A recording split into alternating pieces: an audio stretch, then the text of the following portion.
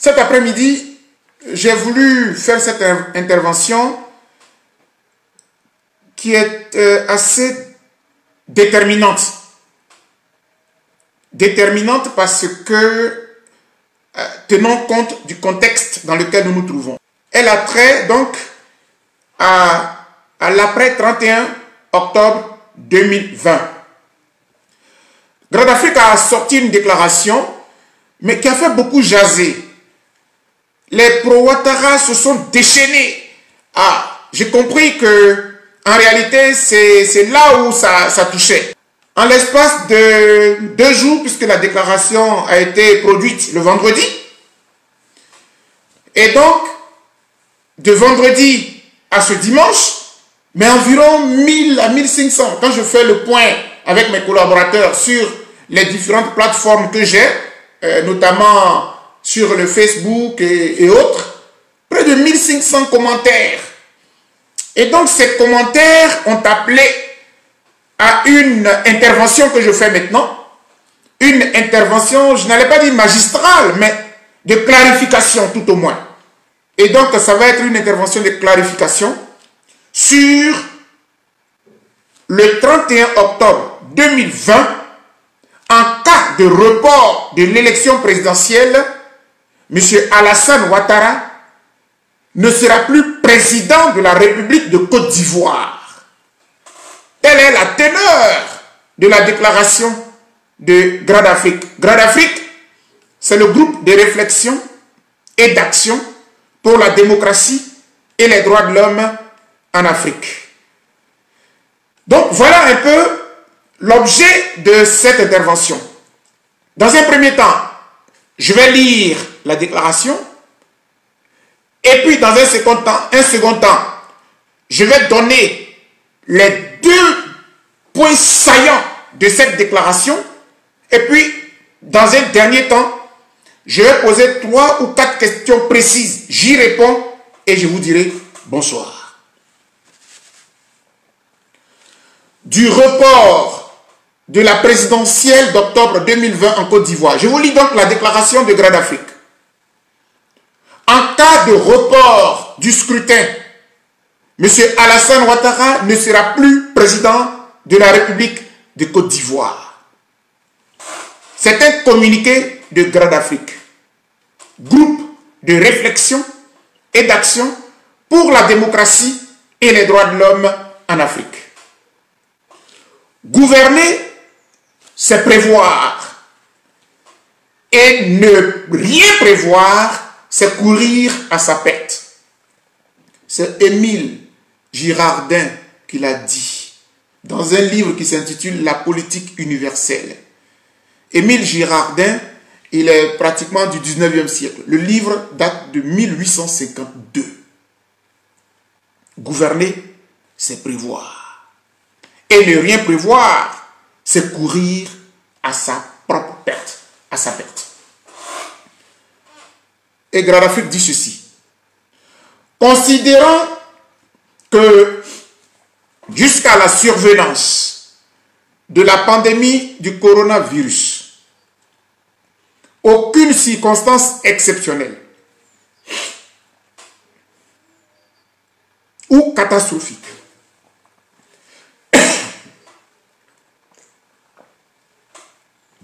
autant pour moi.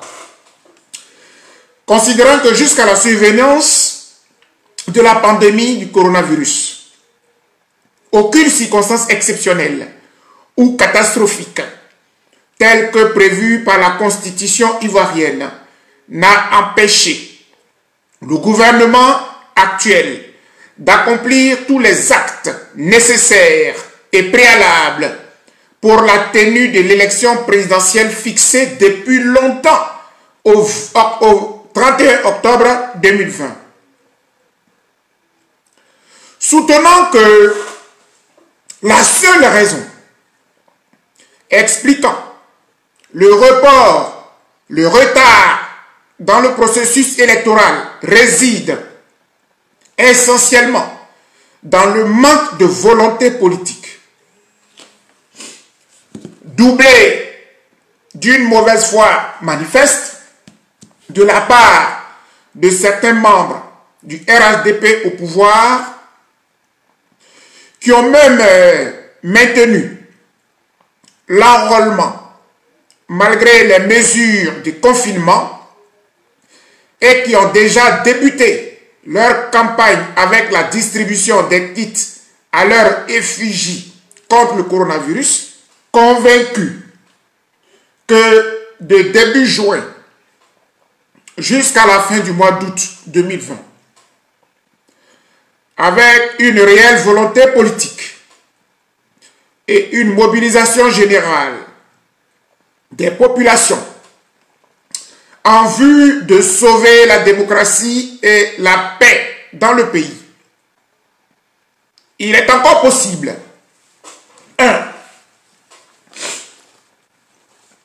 D'adopter un nouveau code électoral consensuel entre le gouvernement, l'opposition et la société civile. C'est encore possible. 2. De réformer en profondeur et de recomposer la commission électorale indépendante de façon inclusive. 3. Il est encore possible d'enrôler gratuitement tous les électeurs ivoiriens en démultipliant les sites d'enrôlement sur toute l'étendue du territoire par l'ouverture de 10 000 à 20 000 sites d'enrôlement grâce à des jeunes Ivoiriens volontaires et bénévoles. Grande Afrique. Le groupe de réflexion et d'action pour la démocratie et les droits de l'homme en Afrique soutient que, en cas de report de l'élection présidentielle le 31 octobre 2020, en cas de report de cette élection présidentielle, le président de la République, Alassane Ouattara, ne sera plus président de la République de Côte d'Ivoire. Surtout si le report se fait de façon unilatérale. Parce que, et selon Grande Afrique, aucun argument, ni constitutionnel, ni politique, ni économique ou social ne serait soutenable pour justifier un quelconque report de la présidentielle. Dès lors,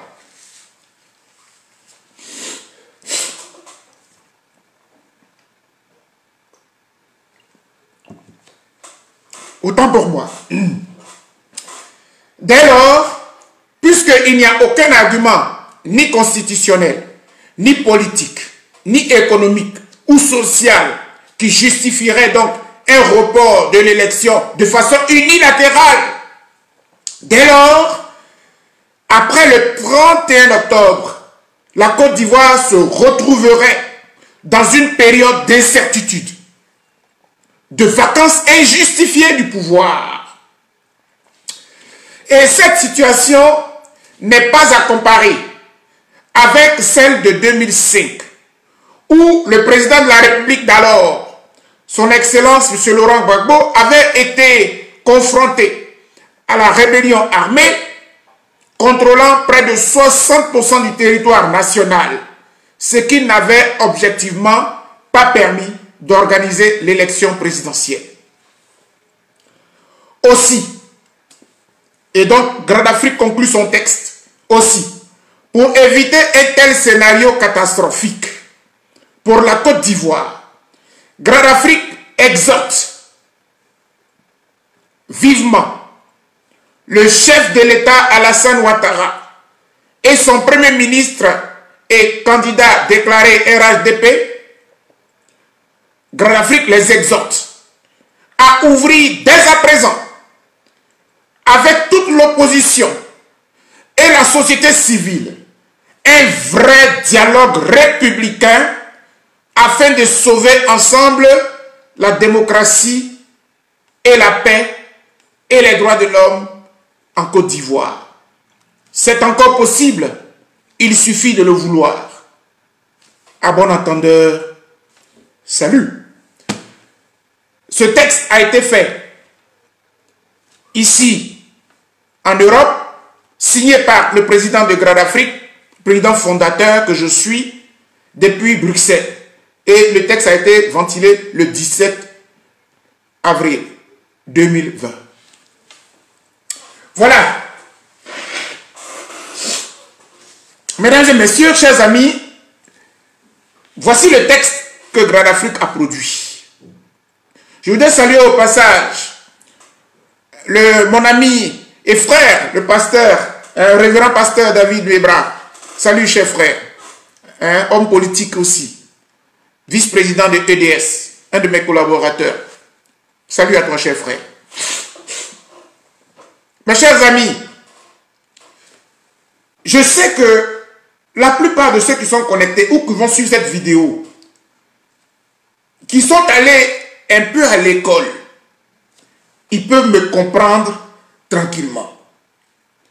Bon, malheureusement, notre pays ne comporte pas que des gens qui sont allés à l'école.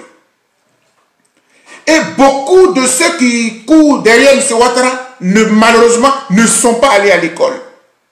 C'est malheureux, mais c'est comme cela.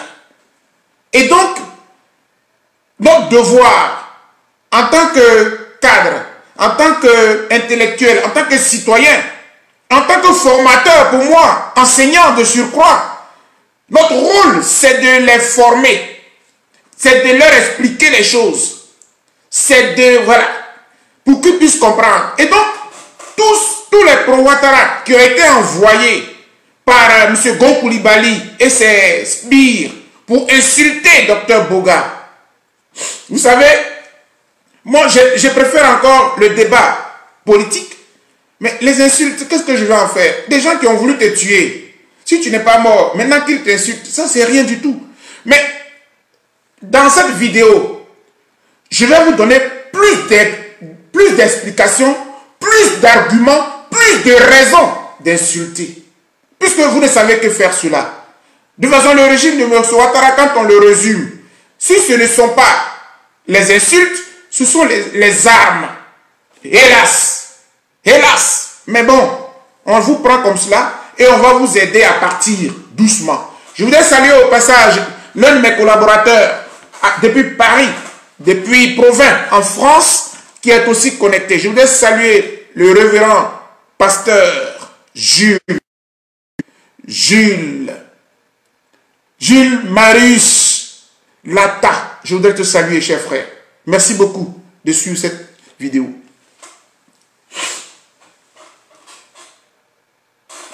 Mesdames et messieurs, chers compatriotes, je résume et je vais finir tout de suite mon exposé.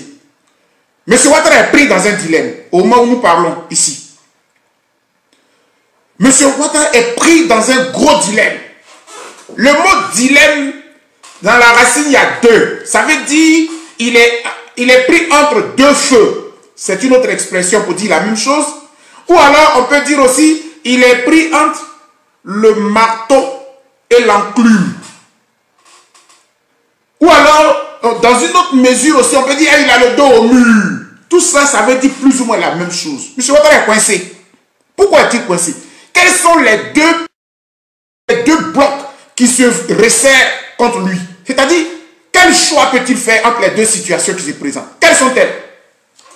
D'un côté,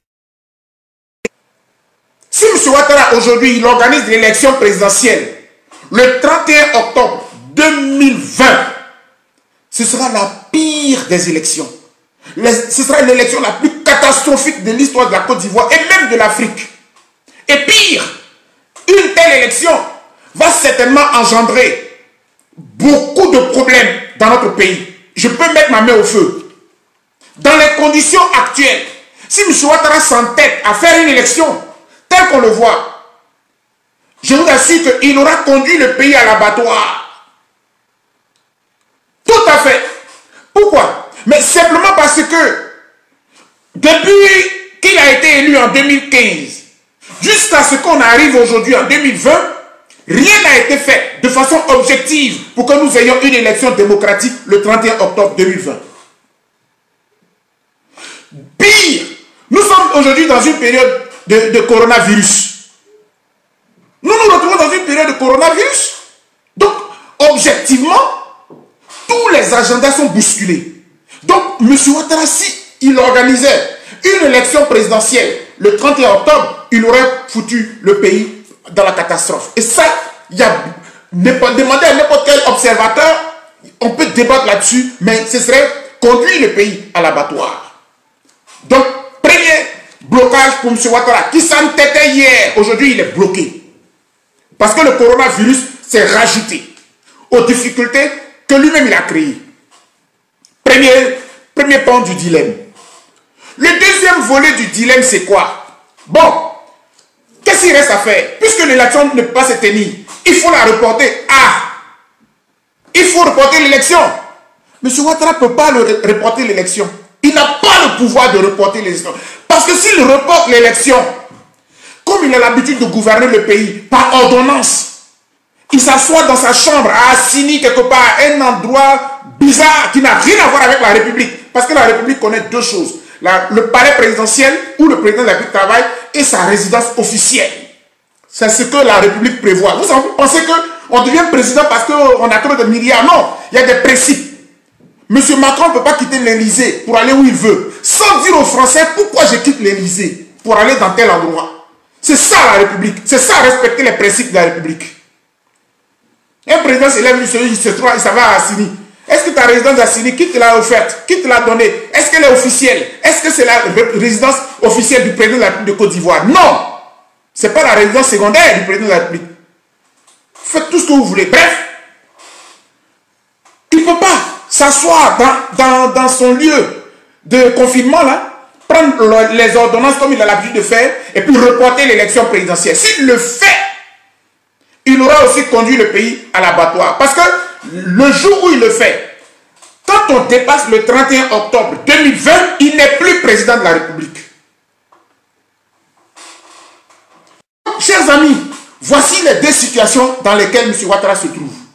Le 31 octobre, s'il s'entête à faire une élection dans ces conditions-là, ce serait l'élection la plus bâclée qui va entraîner certainement le pays dans le chaos. Deuxièmement, s'il s'amuse à s'asseoir lui seul et à prendre une disposition pour reporter l'élection présidentielle, il aura aussi détruit le pays parce que c'est lui seul qui aura décidé de cela. Il ne peut pas le faire. Voilà le dilemme. Donc il est là. Actuellement, je parie qu'ils sont en train de réfléchir. Mais je suis... Et donc, quand nous avons fait la déclaration qui est sortie, ils ont insulté, ils ont fait tout ce qu'ils voulaient, près de 1000 et quelques commentaires. Et puis mes collaborateurs m'ont dit, président, fais une vidéo pour bien clarifier les choses. Donc, chers amis, ma première intervention, je vous ai lu la déclaration du Grand Afrique. Deuxièmement, je viens de poser là le dilemme dans lequel se trouve M. Ouattara. S'il organise l'élection le 31, s'il la plus bâclée parce que rien n'est réuni. Deuxièmement, s'il la reportait, ce serait catastrophique. Pourquoi je le dis? Maintenant, je pose un certain nombre de questions et puis j'y réponds. Première question. Qui est responsable du report? S'il y a report, qui est responsable? Pourquoi l'élection ne pourrait pas se tenir le 31 octobre? Mesdames et messieurs, il faut se poser la question. Quand tout à l'heure, nous avons commencé notre déclaration au niveau des Grands d'Afrique et qu'on a dit, gouverner, c'est prévoir. Ne rien prévoir, c'est courir à sa perte, à sa propre perte, à sa perte. Émile Girardin l'a dit. Quand quelqu'un est élu en 2015, dans la Constitution, il y a des dates qui sont bloquées, contre lesquelles aucun président de la République ne peut rien faire. Donc la date de la prochaine élection présidentielle est fixée. Une république, c'est que tous les actes qu'on pose, c'est pour mettre en œuvre tous les aspects de la République qui sont fixés. Et autant pour moi, désolé. Et donc, chers amis, la question clé qui va être posée à M. Ouattara, c'est de lui demander qui est responsable du report de l'élection? Qui a manœuvré pour que tous les actes préalables à accomplir pour que l'élection se tienne le 31 octobre n'ont pas été faits, n'ont pas été effectifs? Qui est responsable de cela? C'est le coronavirus. Vous allez dire que c'est le coronavirus qui a fait que l'élection présidentielle ne peut pas se dérouler comme il faut. Le coronavirus qui vient d'arriver là, hier là, fin novembre, ça a commencé quelque part en Chine. En décembre, ça a commencé à toucher l'Italie. Aujourd'hui, bon, ça a gagné un peu les autres. C'est ça qui a fait que l'élection ne peut pas se tenir le 31 octobre. Non! L'enrôlement n'attendait pas le coronavirus. Et d'ailleurs, mais pendant qu'on est dans le coronavirus là, demandez à M. Ouattara si l'enrôlement ne continue pas. Pourquoi il a maintenu l'enrôlement?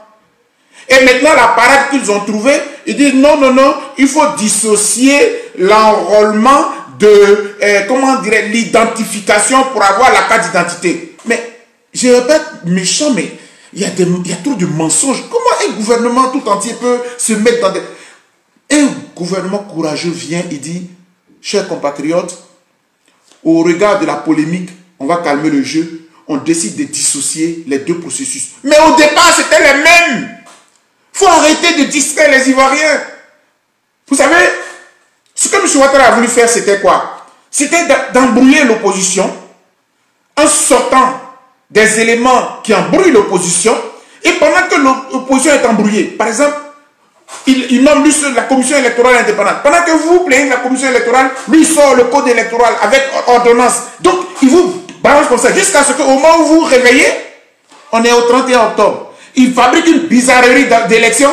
Oui, M. Gon est président. Mon œil, c'est pas possible.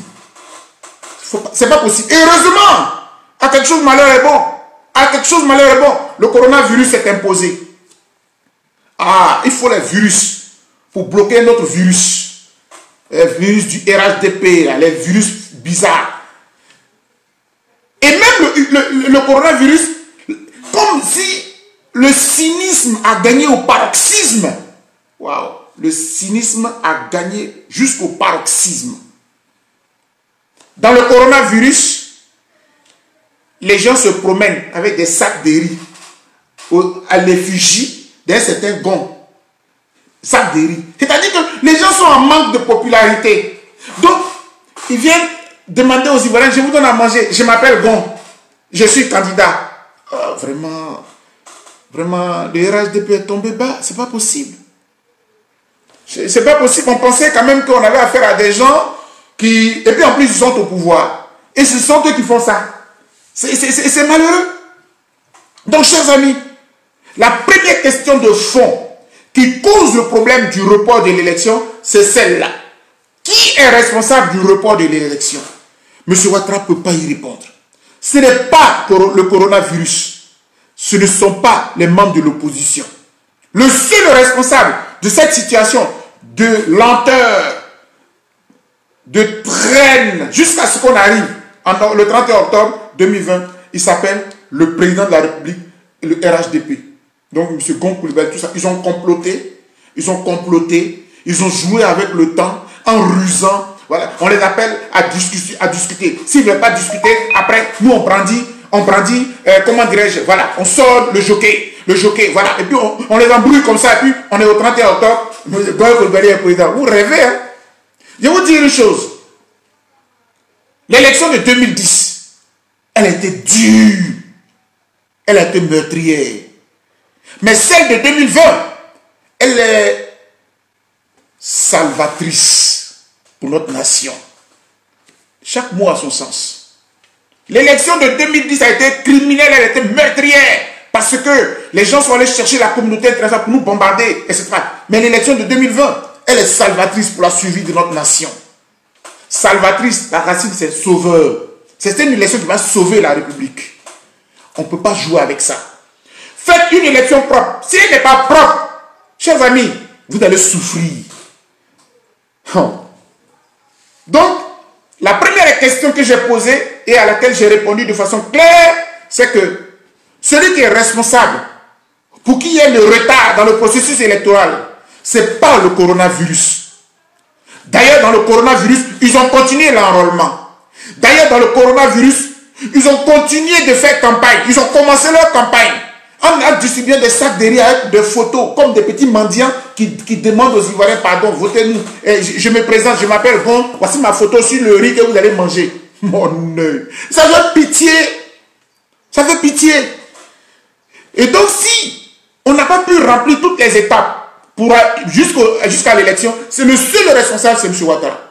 C'est lui qui n'a pas mis en place une commission électorale indépendante, consensuelle. Où l'opposition, la société civile, on trouve quelqu'un, nous tous on est d'accord, tu es d'accord, je suis d'accord, ok, on valide. Monsieur Tan, vous êtes le président, chaque parti donne son représentant. D'ailleurs, on a souhaité que les membres de la politique, les membres des partis politiques ne soient pas là-dedans. En Côte d'Ivoire, il y a des magistrats, on peut trouver des religieux, on peut trouver des chefs traditionnels, on peut trouver du tout pour que des personnes de la société civile soient dans la commission électorale indépendante, pour que vous venez compétir. Donc, si on n'a pas eu une commission électorale indépendante inclusive, c'est M. Ouattara. Deuxièmement, vous avez vu les conditions dans lesquelles il a pris l'ordonnance, comment dirais-je, mettant en place le code électoral, le nouveau code électoral, en plein coronavirus. Ah, donc, le coronavirus n'est pas un frein. Donc, ça veut dire quoi? Ça veut dire que si nous ne sommes pas prêts au 31 octobre, avec une commission électorale qu'il faut, avec un code électoral sur lequel nous tous on est d'accord, avec surtout une liste électorale dans laquelle se trouvent tous les Ivoiriens, tous les citoyens, les jeunes, les moins jeunes, les adultes qui ont le droit de voter, de figurer sur la liste. Si cette liste-là n'est pas prête, si elle n'est pas contrôlée, c'est que c'est la faute du gouvernement, c'est que c'est la faute de M. Ouattara en tant que président du RHDP. Ce n'est pas le coronavirus, encore moins l'opposition. Première question. Deuxièmement, alors si nous arrivons au 31 octobre 2020, pourquoi M. Ouattara ne sera pas président de la République? Que dit la Constitution sur cette question? Je dois vous dire, chers amis, que la Constitution là, comme dans aucune constitution au monde, une telle situation n'est prévue. Parce que dans la Constitution, on ne prévoit jamais la mauvaise foi, le manque de volonté politique. Ce n'est pas dans la Constitution. En fait, la loi, elle fait office de bonne foi. La loi considère que voici le principe que je vous donne. Toutes les parties doivent respecter le principe. Celui qui sort du principe, on le frappe. La loi, quand elle est violée, il y a des sanctions. Mais la situation dans laquelle nous nous trouvons là, elle n'est pas prévue par la Constitution. Elle n'est pas prévue par la Constitution. Pourquoi elle n'est pas prévue par la Constitution? Parce que la mauvaise foi du dirigeant qui traîne pour ne pas que le processus électoral soit propre, celui qui veut tricher, qui commence à piper le jeu électoral, qui traînaille, qui fait exprès, en voulant berner l'opposition jusqu'à ce que la date arrive. Celui-là, celui qui fait ça, dans la Constitution, on n'a pas prévu un tel cas. Donc la Constitution, elle ne nous dit pas que si l'élection n'a pas eu lieu, parce que le processus n'est pas organisé, le président de la République reste en poste. Ce n'est pas écrit dans la Constitution. Par contre, il y a deux ou trois petites choses qui sont prévues dans la Constitution qu'on peut invoquer ici. Et je vais les invoquer.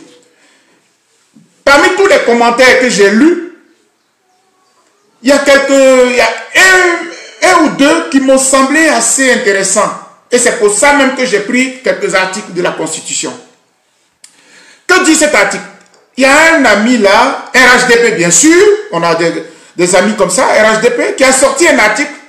Il dit, l'article 59, Docteur Boga, est-ce que vous êtes conscient de l'article 59? J'ai dit, c'est quoi l'article 59? Dis-le moi, je le connais bien, mais bon, votre constitution là, bon, on la lit comme ça, mais... Alors il me cite, les pouvoirs du président de la République en exercice expirent à la date de prise de fonction du président de la République élu.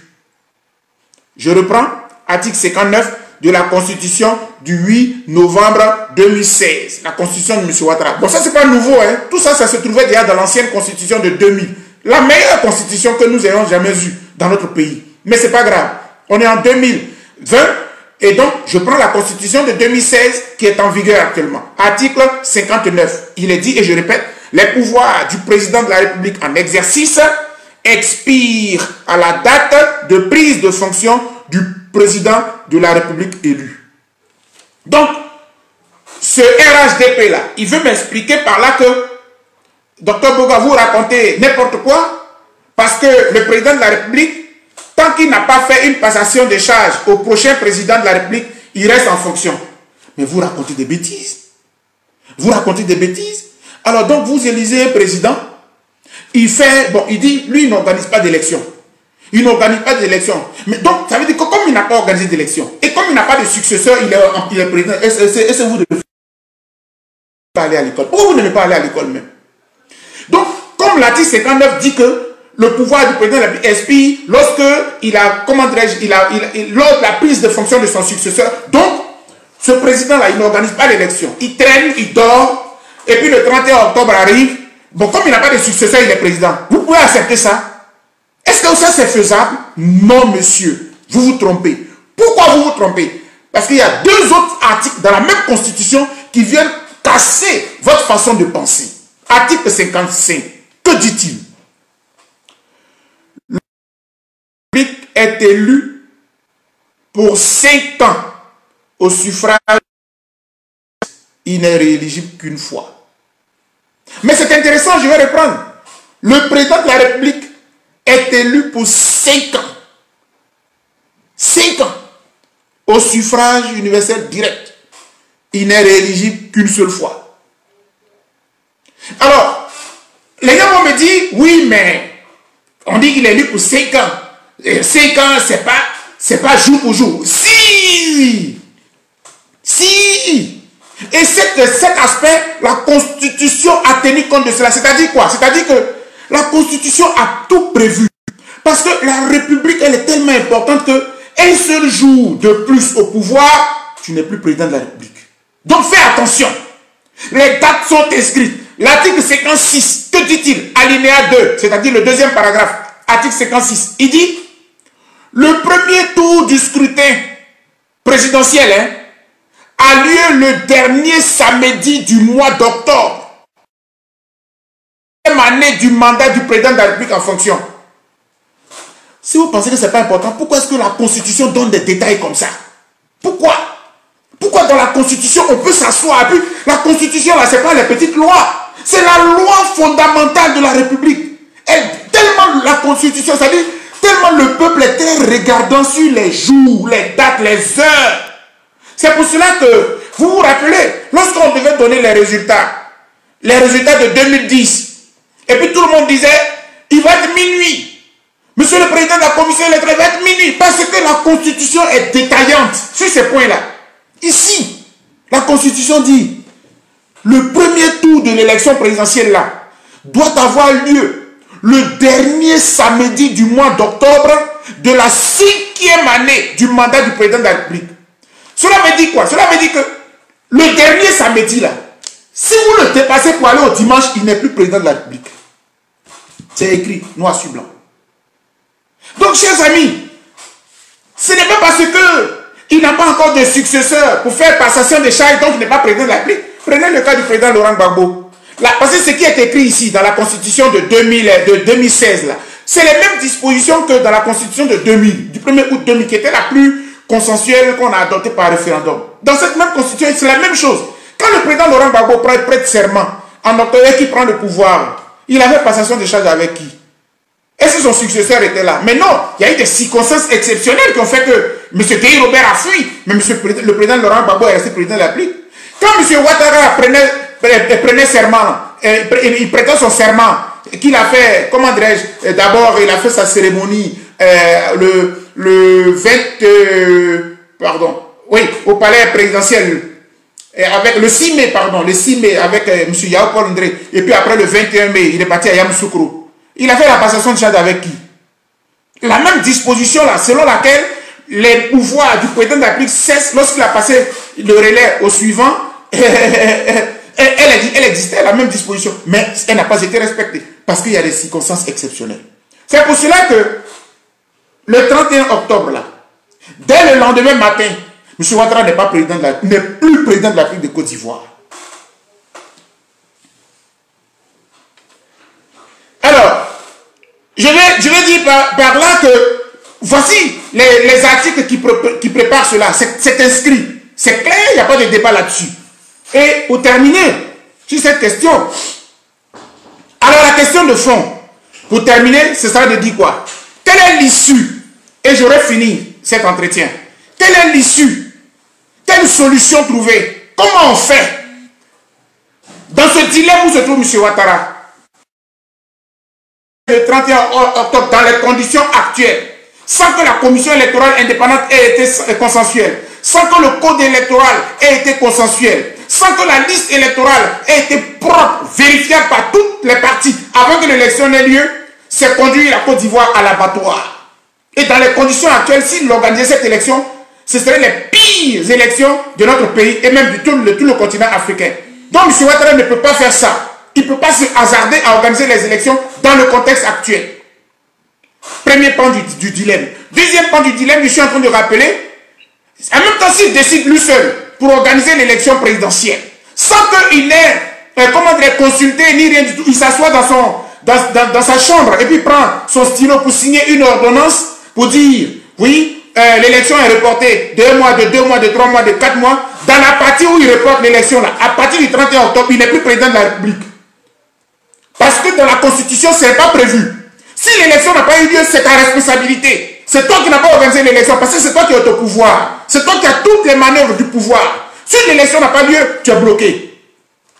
La seule solution qui reste, la seule solution, la seule issue, mesdames et messieurs, chers compatriotes, la seule option qui reste à M. Ouattara, c'est de dire, c'est le moment maintenant là, d'avoir un dialogue républicain.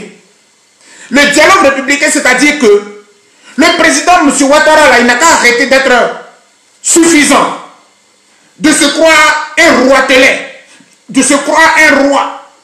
Il n'a qu'à descendre de ses chevaux. Comme on est bloqué, il appelle toutes les parties.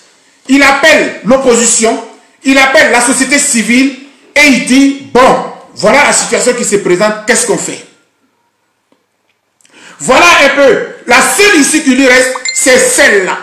S'asseoir en toute tranquillité, en toute humilité, et puis appeler l'opposition, appeler la société civile et de dire, compte tenu de les erreurs qu'on a commises, moi-même, j'ai mal apprécié les choses, je ne vous ai pas consulté pour nommer la commission électorale indépendante, je ne vous ai pas consulté pour prendre le code électoral nouveau, je ne vous ai rien dit. Bon, la liste électorale, j'ai exigé 5 000 francs pour qu'on puisse s'inscrire. Maintenant, là, on va se séparer. Celui qui veut sa carte d'identité, il paye ses 5 000. Mais pour faire l'enrôlement pour l'élection, c'est gratuit. Tout ça, je vous ai compris. Calmons-nous. Voyons ensemble, devant le blocage, on peut fixer les élections à quand. Et c'est en ce moment-là que l'opposition maintenant va dire, bon, on fait tous le constat, on prend acte. Mais voici nos conditions. Il faut que la liste électorale soit propre, il faut que tout ceci. Et puis, la Côte d'Ivoire sort grandie. Elle sort réconciliée. Voilà un peu, chers amis, ce que je voudrais pouvoir dire sur cette question. Notre déclaration a été pondue, elle a été pensée. Et c'est bien que les gens de Ouattara l'ont lu, mais mal lu, comme ils ne savent pas très bien lire. Donc, ils ont fait beaucoup d'insultes, mais ce n'est pas grave. Et puis, bon, c'est un pays où les gens insultent, les députés insultent, tout le monde insulte. Là, les procureurs ne voient pas ça, mais c'est rien.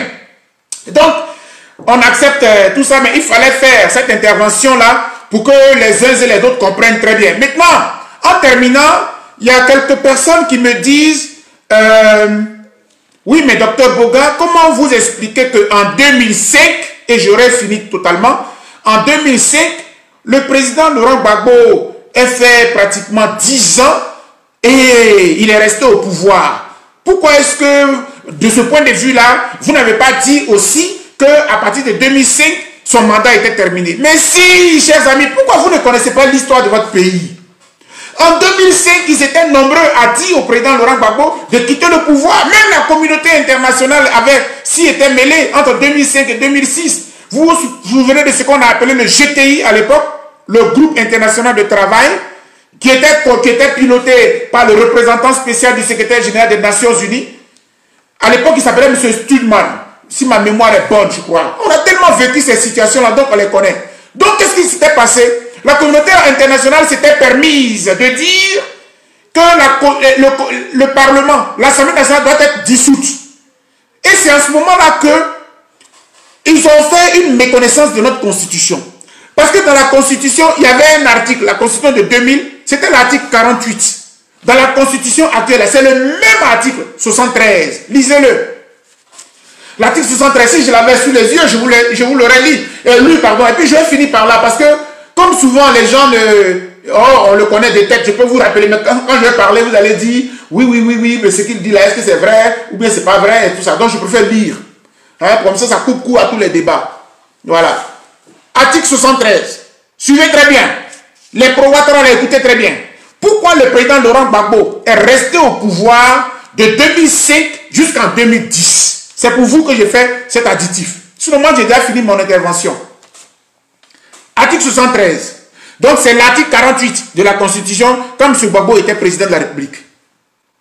Lorsque les institutions de la République, l'indépendance de la nation, l'intégrité du territoire ou l'exécution de ses engagements internationaux sont menacés d'une manière grave et immédiate et que le fonctionnement régulier des pouvoirs publics constitutionnels est interrompu, le président de la République prend les mesures exceptionnelles exigées par ces circonstances-là après consultation du président de l'Assemblée nationale et puis du Parlement. En clair, lorsqu'il y a eu une rébellion, ce que vous avez créé là, qui frappe le pays, vous avez voulu faire coup d'État en 2002, ça n'a pas marché.